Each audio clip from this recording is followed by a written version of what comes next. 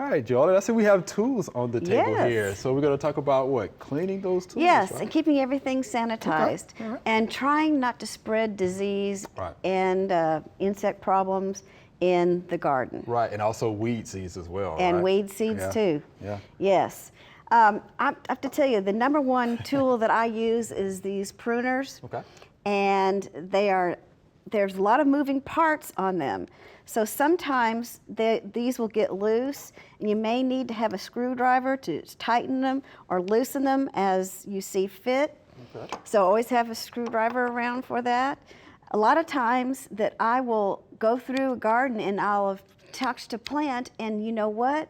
I see some insects or some diseases, and before I go to another plant, I would like to spray it with a bleach solution on the blades especially, just to make sure that I don't transfer some of the diseases and or pests or seeds to anything else. Now, this is just a 10% solution of bleach and water. And it's in a little bottle. It's real easy to carry around with you. You can hook it on your pocket or anything else. So it's easy to have around while you're doing the pruning. Okay. And yes, and so then when I get done, sometimes these are a mess. And so the first thing I do is I clean them off like I have here, but they're not quite 100% finished because sometimes with water, when you put water in and get moisture in here from plants, you need to do some extra care, and I like to use some silicone spray on mine and just spray the moving parts just a little bit here and there.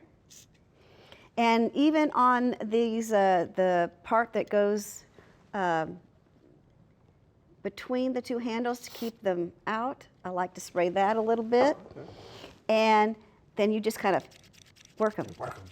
And then, you know, look, that works really well, and I'm not fighting it. It's just real easy. And of course, the other thing we need to do is make sure that our blade is sharp. And you have files, or different kind of files for that. You want to file by going with the blade to sharpen it. So you're gonna, and you will see that it turns shiny when you do this, and that's a good sign. It means that you've got a really sharp blade. And I like to do it like that. And then sometimes on the other side, it builds up a lot of debris. Right. So I like to file that and keep it perpendicular with it. I mean, parallel with it. Okay. And just try to get the debris off of it. Okay. And you see it becomes shiny. Yes, it is. And then you can see that is going to be nice and sharp and ready for the next time that you want to prune.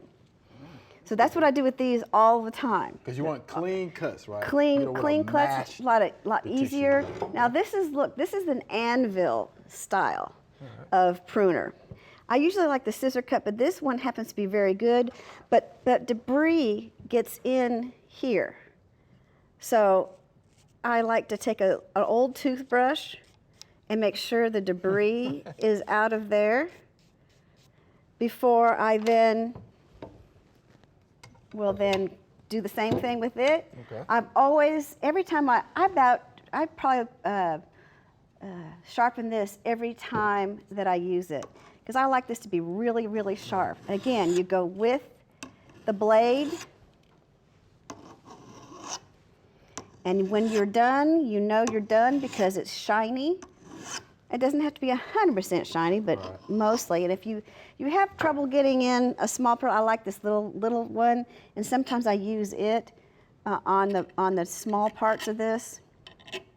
But I also like to use this over here because it gets in this area a little bit better. I want to make sure I knock off anything. I want that blade area to be clean and sharp. Yeah, good. And then again, sometimes, now for the end of the season, this has got it's a little bit of hung up here. So again, the silicone spray, just a little bit here and there.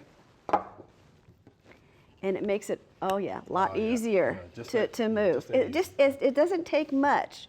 But that also makes it a good tool to use the next time you need to use it. It's all ready for you. And one thing you need to keep informed with about these anvil pruners, you got to make sure this blade stays in this groove here and doesn't get out of it. Okay. Or else it's not going to work. Gotcha. So when you are actually physically cutting a branch, now these don't go more than a 1.5 inch diameter branch you should cut with this. Okay. So once you cut it, just keep going straight. Don't take it, and if you're having to struggle it and do this, because that will bend the blade and it won't be in the right groove for the anvil cut anymore. Okay. Now that's good. That's good. But the sharper that you keep it, you don't have to fight with it, because it just goes through a branch like butter.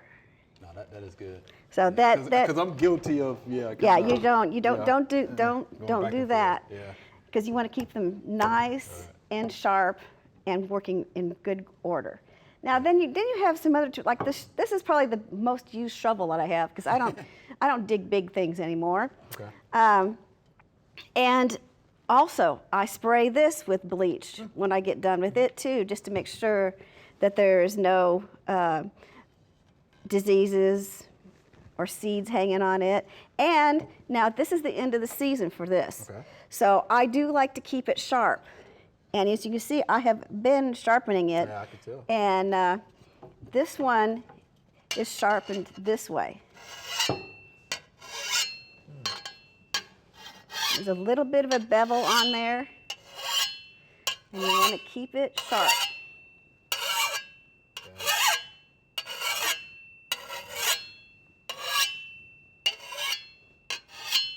But then you see that it's shiny.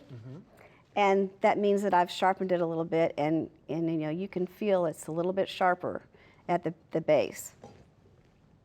Yeah, you can tell. Yes. Good thing. It doesn't take much to sharpen it. So it doesn't take a lot of brawn to sharpen it either. But then at the end of the season, sometimes I will put a little silicone spray at the base.